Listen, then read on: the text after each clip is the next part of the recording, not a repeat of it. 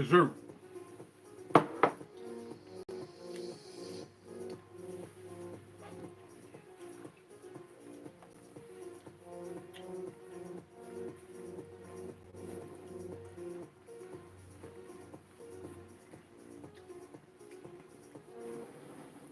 Welcome into Redacted, everyone. I'm Clayton Morris. I'm Natalie Morris. And on this show, we question everything, and we only are basically just seeking the truth. That's all we want to do here on this show. So good to see all of you on this Thursday. We are watching and waiting and with bated breath as what is happening and unfolding right now in Israel. Will Iran attack this afternoon, within hours?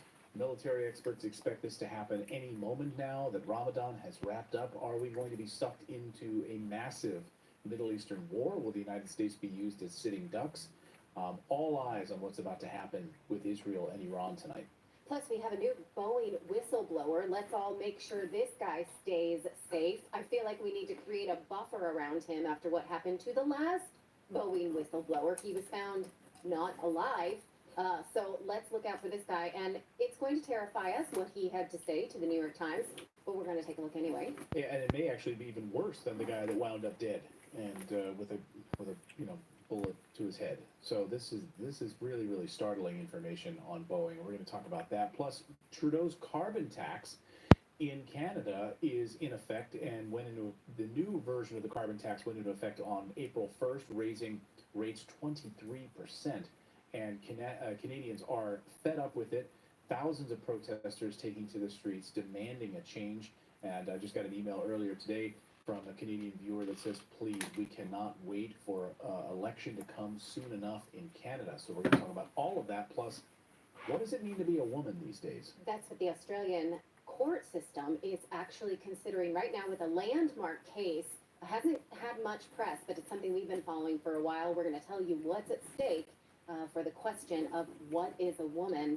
All of that on your Redacted today, this Thursday. So pop your knuckles. Let's do it. Yeah, let's do it. And let us know where you're joining us from live today on this Thursday. Good to see everyone here. It's going to be a crazy day, and we're still digging out from all of the FISA craziness yesterday. Really interesting to see what Edward Snowden had to say about that, because it's not over. Like this fight to make sure that Americans aren't spied upon by the government. Free. Yeah, you're not free. Yet. Tucker Carlson did a great piece last night. I encourage you all to go check that out, where he says, this is going to come back. This is just a sort of a procedural speed bump that's preventing the FISA process from going forward. But this is going to come back. And you already saw, actually, Fox News out with a big opinion piece that we need to bring back FISA. We need to make sure that this is extended. And then immediately you had a number of individuals show up on, like Mike Pompeo was a guest on Fox News, jumped on there to promote FISA on television. Like they're really pushing it on the mainstream media. And a lot of the news anchors on Fox were pushing it as well. I have to say, I don't understand the party lines on this. Why do so many Republicans want it, and why are we treating the ones that don't as brave? This should be a nonpartisan issue. But if you go back to the neoconservative movement, you go back to Dick Cheney, you go back to those guys that were pushing for the Patriot Act so vehemently under the Bush administration. I mean, the people that line up in favor of this spying on Americans goes back to the neocons. It goes back to the Patriot Act. Democrats are blowing my mind, though, because they want to spy on you on social media. They want to censor you on social media. But in terms of, FISA, that's where they draw the line. It doesn't make sense to me. Yeah, it really why doesn't. this is so partisan. It should be all of us say no spying on Americans without a warrant. You got to get a warrant. That's our system. Yeah, it's crazy. All right, we're going to talk about what's going on in Iran. This is going to be could be a crazy weekend, and we're all just sort of waiting with bated breath for this massive response that's about to happen in Israel. Iran is going to attack Israel, make no mistake about it, and they're planning on that. So we'll get there in just a moment. But first, we're also watching these inflation numbers. I mean, over the past 24 hours, we've got these new CPI numbers showing that inflation is hotter than they wanted to admit. And now it's a matter of, okay, wait a minute. The Fed was going to cut a lot of interest rates, right? The Fed was going to cut interest rates. They told us 3 times this year. That's what Fed Chair Jerome Powell told us 2 weeks ago. But now, wait a second. Is that going to put a whole screeching halt to those plans? The economy is not as favorable as the Biden administration would have you believe. Gold prices absolutely going through the roof. new price targets for gold over $3,000 an ounce. It was just at $1,900 an ounce. Now it's at $2,300 an ounce, and countries around the world right now are buying up as much gold as they can get their hands on right now. Silver as well, half of its all-time high. So again, really important right now for you to protect your family. And if you've got money in U.S. dollars, I would absolutely be very careful about that. In the U.S. stock market, the same. And that's why our friends over at RaJuR Capital can help you get set up right now. Buying gold, you can have it shipped right to your house, stored in your gun safe. You can get gold coins. You can get you can get silver coins, silver bars, sent right to your house. And they're fantastic. They're a patriotic company, thousands of 5-star reviews in the United States. And you can just call them, just have a conversation with them to see if buying gold and silver, precious metals is right for you. Get on the phone with them, call their 800 number. They love to talk to redacted viewers. They're fantastic. 1-800-613-3557. Get your free gold guide from them. They've got a $3,200 gold guide, which is a price target, and it's a really interesting deep dive. I encourage you all to read it. It's totally free. You can even just go to learredacted.com to pick up that gold guide. And if you actually buy precious metals with them, you can receive up to $15,000 in free bonus metals with a qualified purchase. So check out our friends at RaJuR Capital. They're fantastic supporters of our show. Go to learredacted.com or call their 800 number, 1-800-613-3557. Again, learredacted.com. Are we barreling towards war with Iran? Overnight, just after midnight, the Iranian defense minister canceled all flights over Tehran, announced the cessation of flights, both internationally and domestic. According to reports, the Revolutionary Guard of Iran, they've canceled all leave, saying that they're in, quote, a state of war. There are emergency meetings, of course, being held in Israel, and the United States military officials flying to Israel right now to prepare for what the Biden administration believes will be an imminent attack. And the United States 5th Fleet in the Persian Gulf has been brought to 100% combat readiness over the past few hours. What is going on? Let's ask former U.S. Marine, former UN Weapons Inspector, Scott. What's going on is I'm buying these sneaks. Welcome to the show. We're Scott, about to go to war. Of course, George W. Bush going back many decades. So I'm at the fight in these calling sneaks. Iran one of the axis of evil. The Israeli government has wanted the United States, it seems, to agitate to be involved in a war with Iran for many decades. Benjamin Netanyahu said it in front of Congress that Libya, Iraq, and Iran were, of course, a major problem. Are we heading towards war with Iran? What is your assessment of this? Well, we could be. I mean, Israel, let's put this in perspective. Israel launched a unprovoked act of aggression against sovereign Iranian territory when it attacked the Iranian consulate in Damascus, Syria. And the Iranians had long told the Israelis that an attack against Iranian territory by Israel would prompt an attack by Iran against Israel. So there's going to be a retaliation. This is 100% certain. The question is, will kind this of attack? retaliation then escalate to general war? We know the United States doesn't want to fight a general war with Iran. The reason why the Obama administration signed off on the Iran nuclear deal in 2015 is that the only option we had, if we didn't capitulate on our terms regarding Iran's nuclear program, was a war that we could not win. Every president since Obama has recognized that we cannot win a war against Iran. Donald Trump learned that lesson when he was talking about carrying out retaliatory actions on Iranian soil. He was told by the Pentagon that the escalation that would occur after such a strike would lead to a general war that would see American resources in the Middle East destroyed and America unable to respond effectively for many months, and even then victory could not be assured. So I think the United States right now is telling Israel, we will not be part of your war with Iran.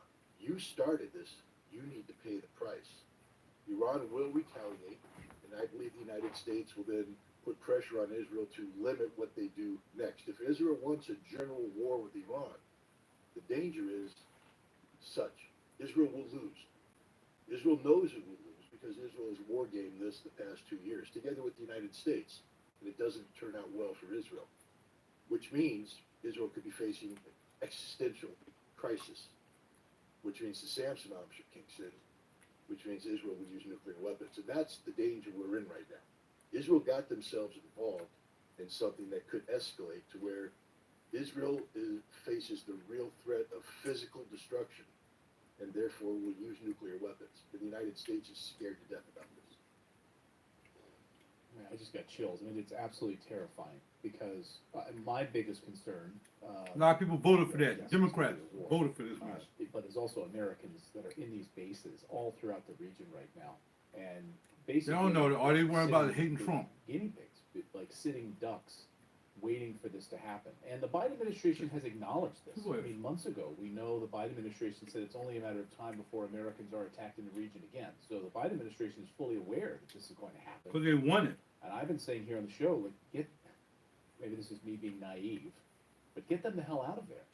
If we're not going to be involved in a war, then bring them home. Get them the hell out of there. I mean, is the Biden administration allowing these members of the military there as sitting ducks right now? Of Well, course. it's not just the Biden administration. These military members have been there for successive presidential administrations. But under Donald Trump and now under Joe Biden, it's clear these forces have no meaningful purpose. There's no real mission.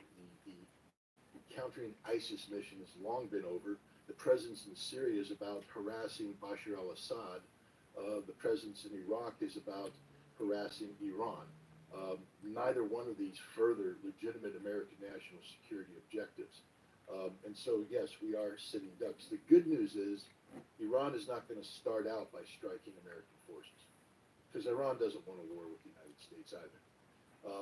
The bad news is if Israel retaliates against Iran, then American forces will be struck. The Fifth Fleet can go on 100% alert, but it'll be 100% destroyed.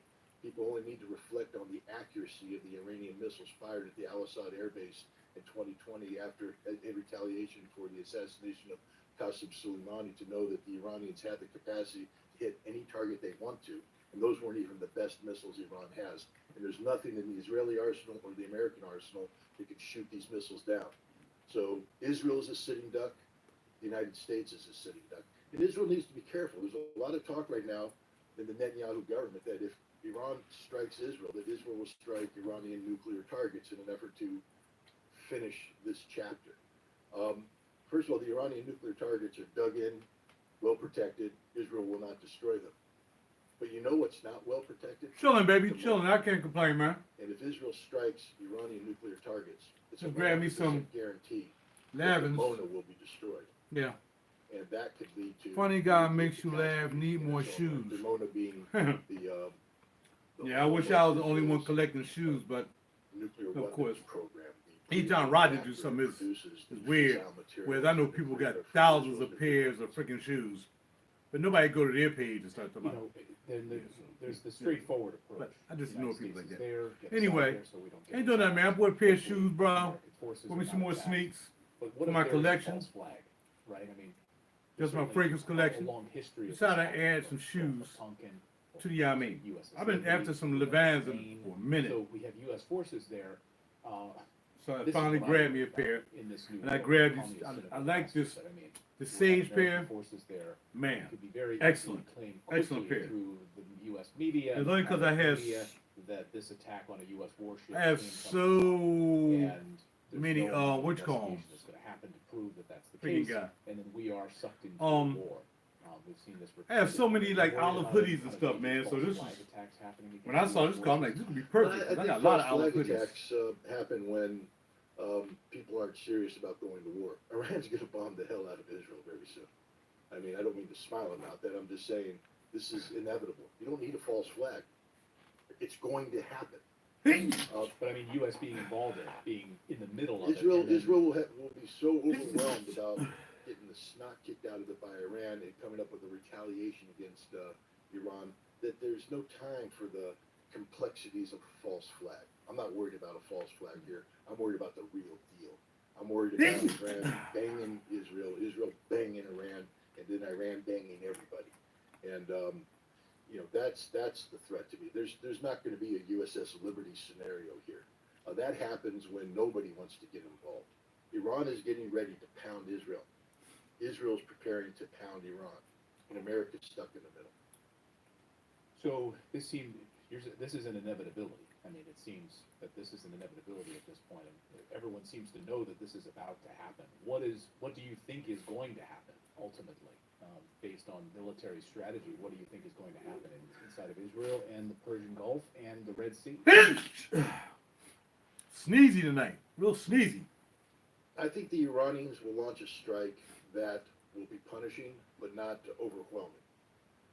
It'll be a signal to Israel and to the world that that there's not carte blanche to strike Iran, that Iran is a red line. And they need to establish this now, because a weak response from Iran just opens the door for further attacks. So there will be a very strong Iranian response. But I do believe that the Iranians want to have a safety valve, meaning that the strong response will not be so overwhelming that even the United States can't tell Israel, don't retaliate. I think the United States is going to go there and tell the Israelis, you started this. This is your mess. We're not going to save you on this one. So don't do anything stupid in retaliation. You kick the hornet's nest, you're going to get stung. But don't expect us to burn down the neighborhood as a result.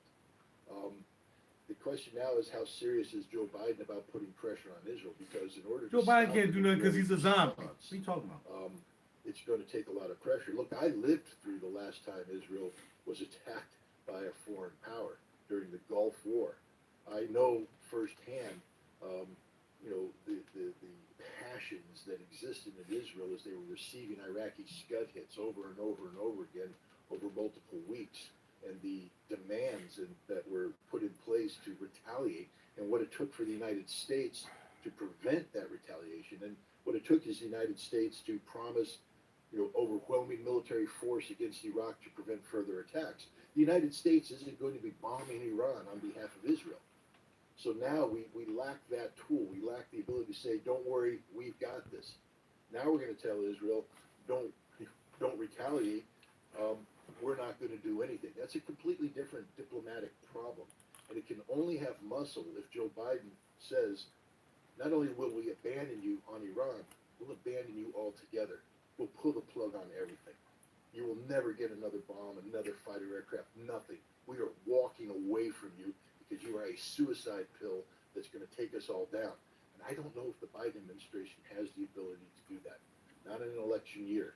So I'm afraid that this thing could very well spiral out of control because the United States will not take the decisive action up front necessary to forestall an Israeli overreaction, retaliation. We should have stopped them from striking Syria. We never did. We've turned a blind eye to them bombing Syria, now got out of control. We should have stopped them from going into Gaza.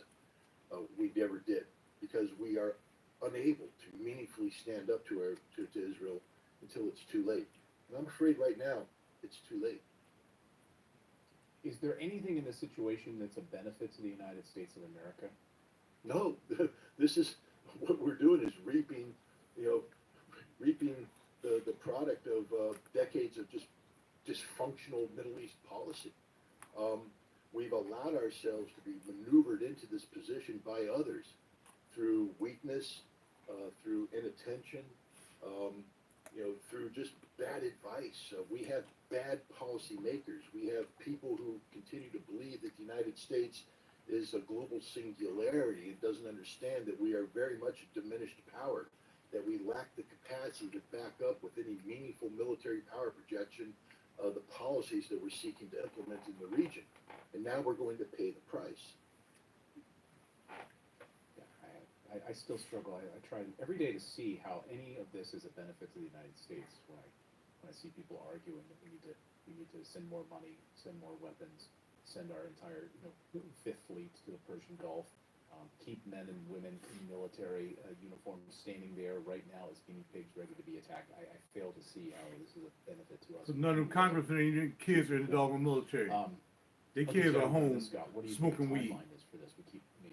They don't care. Flights canceled. Iranian Guard leave is now canceled. They are on the highest alert, saying war is imminent. What do you think in terms of days, weeks? What is your assessment of this? I imagine right now that the telephones are ringing not in Tehran, but in the underground bunkers in Mashhad and elsewhere, because the Iranian government has been displaced. They're on war footing.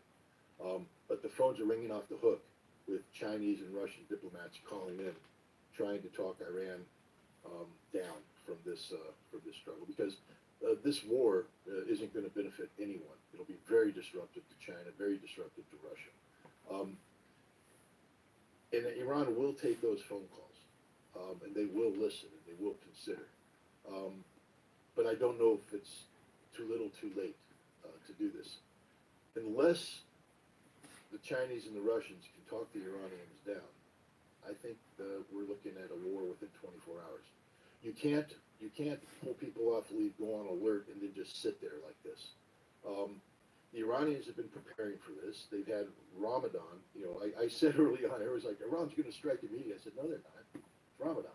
They're not going to strike on Ramadan. They're going to wait till after Eid. Eid was yesterday. But just because they didn't strike doesn't mean they weren't preparing. All of their missile forces were moving into place. Everybody's ready. It's like the Super Bowl, preparing for the Super Bowl. You know, you don't get your team up and then say, oh, we're going to... So, you're talking about war in Iran and Israel. I'm talking about you sage holler at your boy, Levans. Finally got me some Levans. You're not sure how I'm gonna win. They got another loop up here to put the string through if I want to, but basically I like the clear soul. Reminds me of the clear soul, where it's like the clear soul that's on my mallets. You know what I mean? Got that clear soul. I want to talk about the rest of these sneaks tonight, but I really don't feel like it now. I want to hear about this war and everything. Being a former military guy, and they over there on the Westpac, that's where I was at, in the Iran hostage crisis, so I'm interested in hearing this. But if you're into sneakers, like I am now, got a nice little collection. Now I'm trying to make sure that I didn't get really too many of one thing, like with fragrances. Just having one house and having a lot. Well, I kind of did that with a couple pairs. Like I got a lot of Oman Jane over there. Got a lot of Vivermore. A lot of Joe Malone. Angie Tower. 4162 East London. Enwise.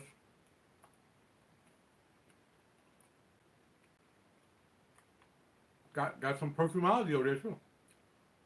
So I have a lot of fragrances from those particular houses. When it comes to sneaks, I think the only house I have a lot of sneaks in are these off-whites. I really like off-whites. I like Virgil, man. Very innovative guy. Very innovative. So you got the sponges. I might be trying to see if I can get rid of them tomorrow. I'm not sure. They work for a couple of hours, because they don't really make the sponges anymore. The sponges, I wore these today before I grabbed those Avons. Here, the white with the green laces. So I wore these today.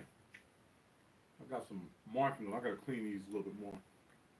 Clean the bottom. Well, I clean the bottom of my sneaks before I bring them back to the rack. And then we have the black high top. Both of them are canvas. So a leather pair. So when it comes to having more than one sneaker brand, yeah, it'll be Off-White. We got a couple of Louboutins. We got a couple of Mallets. That's about it. Everything else is kind of single. Yeah, we got 3 pair of Mollies. Got a pair of Versace's, got some DMs, got some Palm Angels, got some Da Vinci's, got some MCMs, and some couple pair of Adidas's. We got 3 pair of Adidas's actually, or 2. Then we got a pair of Rick Owen Converses, and we have a pair of a Cold Wall. Just got those last week. And then we had a Levance. So, we come in this box, in this big giant bag, put the receipt in the box. And it also comes with 2 bags. To put them in, they said you get rid of your boxes, and you don't feel like carrying the box, then you put them in the bags, and take them where you need to take them. Alright? They're not going back in the box. I gotta find a place to put them now because they're so big. They're really so big. And the box is so big that I really can't put the box somewhere on the floor. And blah, blah, blah. The box gotta go back in the closet where the other boxes are. That's just what it is. You know what I mean? So I don't know where I'm gonna put these bad boys out here. I kind of want to put them where these are, but they're so much bigger. They're so much huger. You know? So, let's see where I'm going to put them. I may just have to keep them in the closet. I probably won't be able to put them out here. You know? I'm not sure. In the meantime, if Israel and Iran go to war, it's not going to be a good thing. So, I didn't know that before I bought these things. I usually keep up with current events. But, didn't know it was about to happen. Let's pray for the best. Hope for the best. If not, a lot of you have never been involved in a war. I was in like a war, but not really a war. And yeah, I never been in the Iraqi war or anything that, you know, poor guy there got caught up in some bush mess. I've never any of that, so I don't know. Anyway, here's the extra strings, and I ain't want the extra strings in there because you got one set of strings in there. It goes through this loop here, and then it comes up. But nah, I was talking to my man today. He's like, "Nah, man, I don't need my string. I take my string out." So pulled it out because there's another looping system inside. You got the big looping system, and you got an inside looping system. So if you want to do that, actually, you ain't had to use the big laces. If you don't want to use the big laces, you can just use the small laces for the inner looping system. And you have the leather here, the leather there. You got your rubber there. You see how you can see the inside of the shoe going around outside the rubber, and then the cool toe box. That's it. I'm outie. Talk to you guys later. And again, hopefully you see well, do well, and hopefully you don't wake up to some craziness going on. You know what I mean? And hopefully you don't have any family in the military over there, because we know the politicians that a lot of you voted for don't have any kids in the military. That's why they're there, to keep their children out of the military. While you voted for them, your children over there in harm's way. That's messed up. You'll think this voting this time, though. You'll think more this time, won't you? Hopefully we will. I gotta go. Landon, thank you very much. Thank you to my man for putting me down and taking care of me. My man Chris, who been helping me out with my shoe quest and other places as well. So I really appreciate his help lately with other things I'm doing when it comes to shoes and clothes and all this stuff that I'm doing. All right. So thank you, Chris.